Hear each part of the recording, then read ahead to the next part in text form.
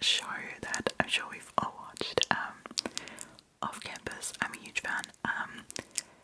I've been binge watching this show, and I think I'm on my third rewatch. So safe to say it isn't healthy, and it's currently not leaving me with a lot of time to read. I've been heavily debating reading Off Campus, but we will see about that. But now, let's talk about the books that I did actually read. Now, first things first, the book club pick of my favourite book club book and busy was Fury Bound by Sable Sorensen, and I was quite excited to be reading this with my favourite girls again, because we also read Diebound in the book club, and if you're interested in joining, it is free, always on Fable. And for June, we're reading two books. We're reading Our Perfect Storm by Carly Fortune, for everyone who needs a fun summer romance. And we're reading Starsight by Alex Astor as our official book club pick. So I'm looking forward to that. But we did read Fury Bound, and I was really into this book. I have no criticism about this book whatsoever. I loved that the book picks up right where Diebound leaves off, so you can have a seamless storyline, and I really enjoyed the pacing of this book. I'd say that this is probably not my actual absolute favourite fantasy series to have ever existed, but I'm really enjoying it, and I'm looking forward to the third book. Is that the final book I was thinking in mind? I will say though, the romance in it, I just don't care about it. I didn't really feel the romance, so it's just flying a little bit more over my head. But I kinda enjoyed the fast-paced action, and I enjoy the bonded animals a lot. They're really fun. I will say though, we've discussed this a little bit in the book club, but I feel like there's a lot of similarities, particularly in this one. Like, I feel like they're becoming very obvious that there's a lot of parallels to Fourth Wing in specific, but for me personally, also Burn of the Everflame, if you've read that, there's a few like very striking similarities to Fury Bound and to Diebound, but I feel like Diebound kinda maybe stood on its own a little more. So, I'm intrigued how that's gonna happen in book 3, but I don't want to spoil it for everyone. But I mean, already with the bonded animals that it can talk and they can have like a snarky attitude, it reminds me of something. So I feel like it's obviously not the newest, craziest idea out there, but I was thoroughly entertained and into this book and immersed into it, so I think, you know, we're somewhere in the 4-star, 4.5-star territory. But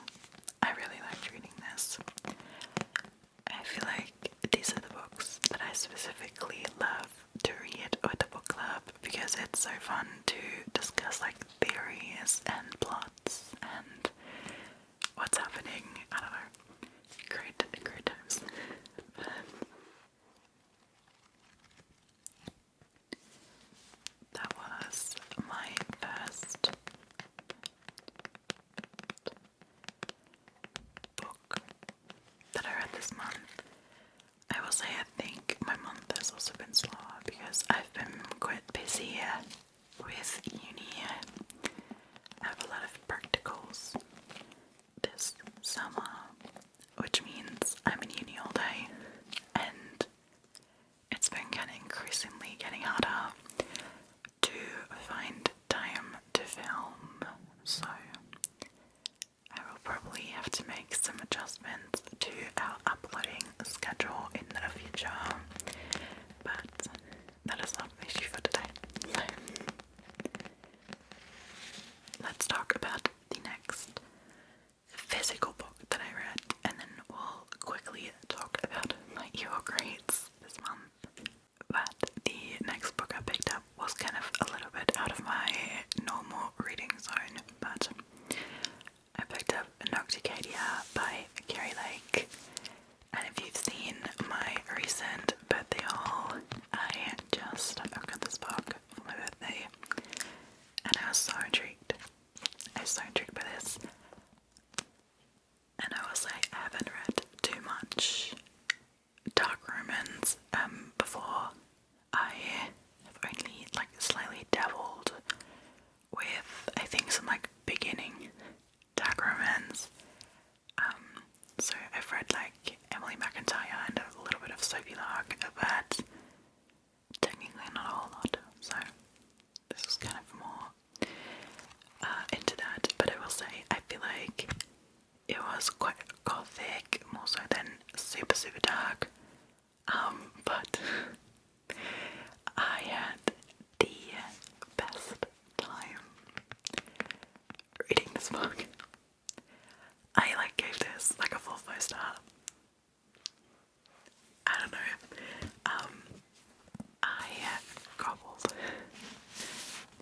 I gobbled this up. So what's happening? We are following, what is her name? Names are like genuinely my kryptonite.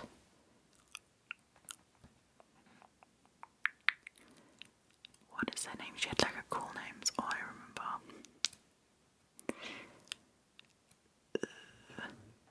Lilia. That's it. We're following Lilia, and her mother died of a mysterious illness. So she wants to study like biochemistry, something on the realms, to find out what this illness is. And one day after a school assignment, she gets recruited to Dragadia Academy because they are doing research on the exact sickness her mom had. Dragadia Academy is researching the particular illness, and we find out it is a parasite quite quickly, so I'm going to give you that little tidbit.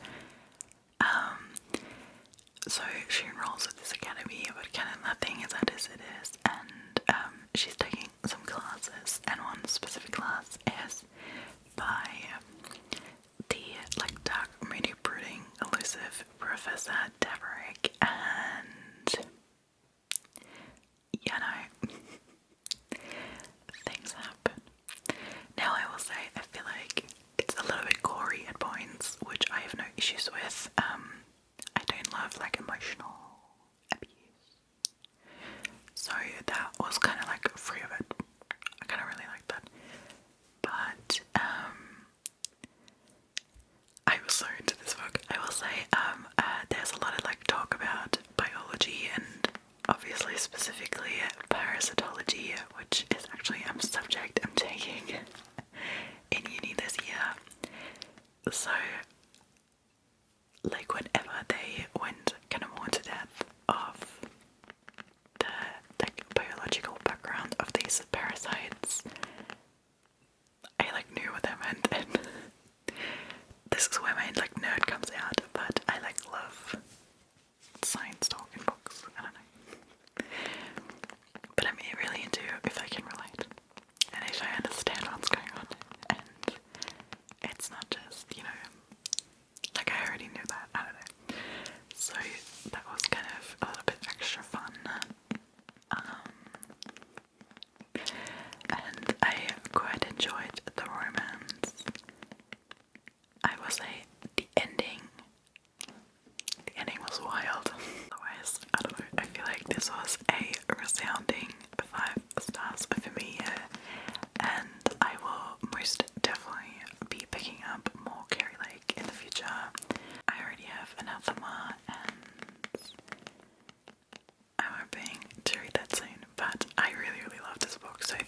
looking for like a gothic romance, dark romance, give a girl a chance. Because I thought it was great. So, but now let's get to my audiobook reads. I don't know, I think I said ebook reads before, but they were technically my audiobook listens. When I commute to uni, I tend to listen to a lot of audiobooks, so my month was filled again with a lot of audiobooks. But I'll do some sounds with my ebook reader. But I listen to all my audiobooks on mostly Everend. I've talked about them before, but they're an amazing small audiobook company, and I love them, and they've recently partnered with Fable, so I love them even more. But yeah, that is my audiobook subscription of choice, and I found a new to me author on there, which is Sarah Alderson.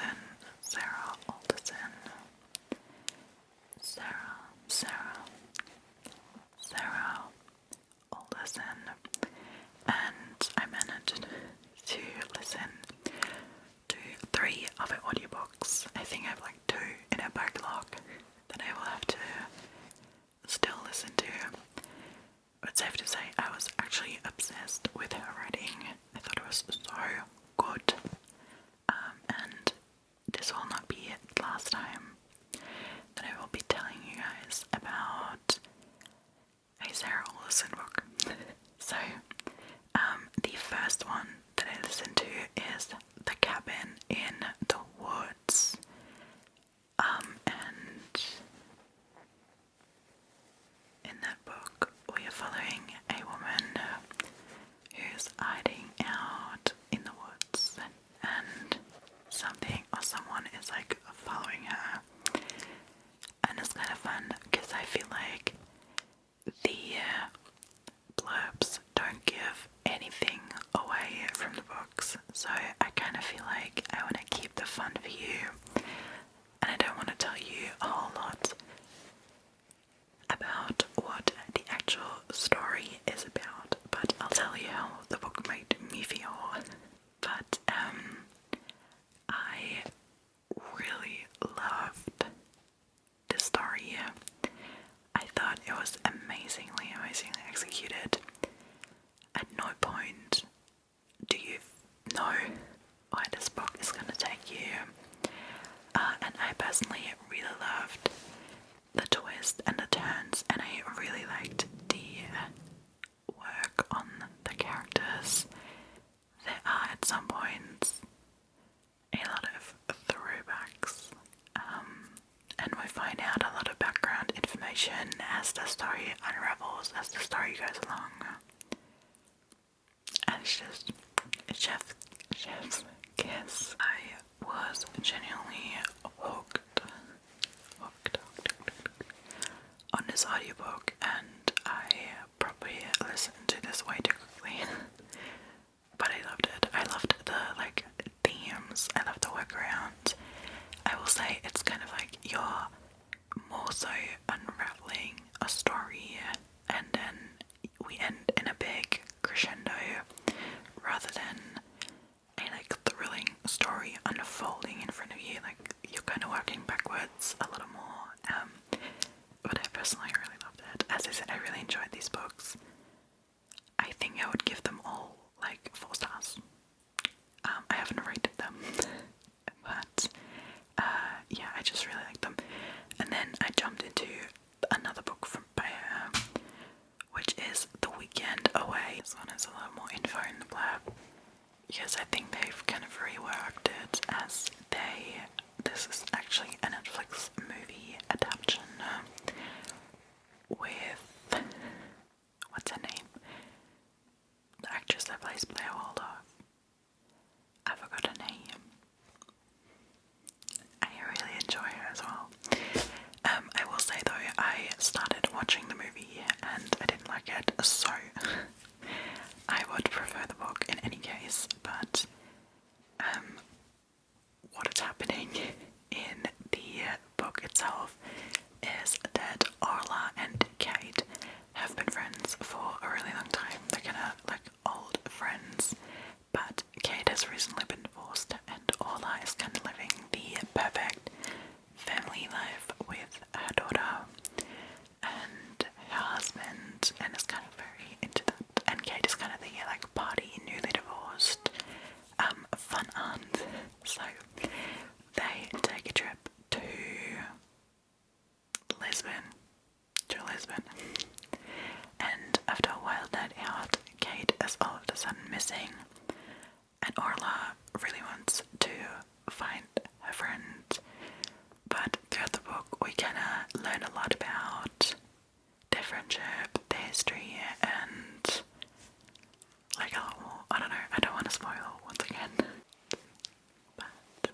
a lot going on, there's a lot happening, there's a lot unraveling. This one is kind of more of a story where you're kind of there as things unfold, as things are happening. Like, we're not rolling up the past, but everything that's happening is new to Ola, and she's kind of trying to reconstruct the night and find out what happened to Kate. And yeah, it was just a great listen. Funnily enough, I think out of all of them, it is my least favorite, but it was still so good. I think if you really want a super gripping but cleverly written thriller, Sarah Alderson might be a girl, because I've certainly been like really enjoying her writing. Alrighty. And then the last one I listened to was The Stalker. And there we follow Liam and Laura, who are on their honeymoon, and they go on this remote Scottish island, and they're kind of all in there, or they're all supposed to be all alone in this cabin on the island. Oh, and that book really like takes you on a roller coaster ride. You do not know where the book's going,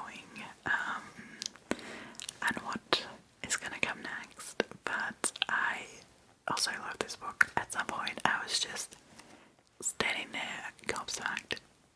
It was so great. I will say the book also portrays a bit of feminine rage, which I am somewhat a fan of. As if you can say that you're a fan of something like that, you know. But I really like how the topic was handled, and I really enjoyed this book. So Sarah Alderson is on my radar, and if you want to read some thrillers, she should be on yours too. But yeah, I'm waiting for my subscription to renew so I can have more audiobook access, so I can listen to more of them. But yeah, quite excited about that. And having found her, I'm always on the look for a thriller author that I really enjoy, and she's gonna be on my list. I said that like a billion times, but those were all the books I actually finished reading this month. But there are 1, 2, 3,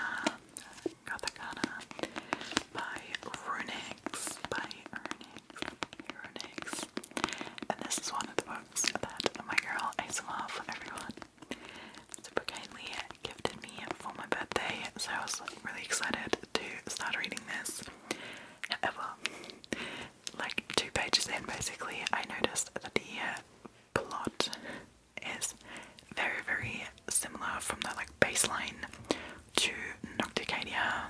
It's about a girl who goes to uni and is a professor. I'm not a whole lot further into Gothicana, and the blurb doesn't give a whole lot more away than that, but I kind of grabbed this straight after Nocticadia, and I was kind of like, hold up, am I just going to reread the same story? So I wanted to give this a fair chance, so I stopped at page 30, which means like, what, maybe like 8% of the way.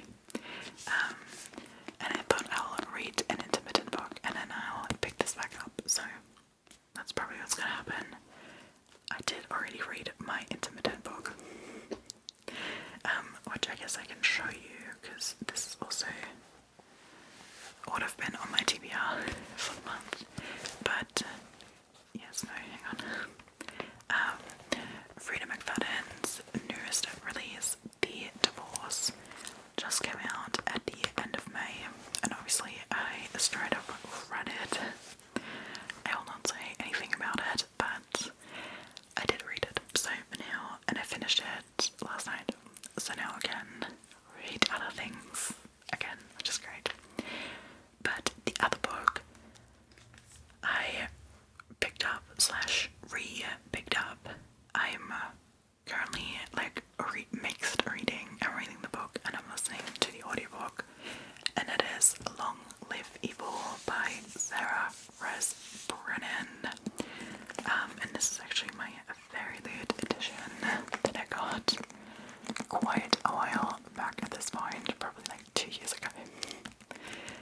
And I did actually start reading this, but I don't know, I somehow like DNF'd it or soft DNF'd it. If you've ever looked at my Goodreads, I have quite the big list of books that I'm currently reading, because I never officially DNF books, but I probably should if I'm like soft DNFing them. So this has been one of them. This has been on my Goodreads currently reading list forever. And I kind of got quite a good way through. I think I was like over, like I was like about 20% ish. Yeah, just about. But I don't know, I thought this was a little bit different. So what's happening is we're following Larry, who's very, very sick, and she's about to basically die. And then something happens and she wakes up in her favorite fantasy series, like long series that's been super hyped, but she wakes up as one of the villains, one of the girl villains, the beauty dipped in red, and she kind of has to survive the story. She has to find this flower to get a chance of survival in the real world. And I will say, I thought the premise is so fun, and now rereading, I like started from the front. Like I started again, and initially what brought me to it is I got the audiobook arc for the second book, which is coming out soon, and then I got the first book as an audiobook as well. So I wanted to kind of see if changing the media is maybe gonna like make me really excited about reading this again. But I'm not sure. I'm not sure if I'm vibing with the book itself. I'm like further now. I'm probably like here-ish in audiobook, if I have to guess. But the book is like just a little bit boring, and I just don't know where we're gonna go, what's gonna happen. And the whole like she's gonna be a villain, she's gonna be evil, because like she's actually gonna like play into being the evil character and the villain. It's not really doing it for me right now. I feel like I'm probably gonna continue listening to the audiobook, because I really want to listen to the second book so I can review it. But I don't something's missing. It's not like gripping me. I'm not like super interested. It's kind of like a little bit confusing. And yeah, it's just not. It doesn't have that spark for me. So I'm currently struggling a little with this book, but we'll see. I do want to continue it. We'll see.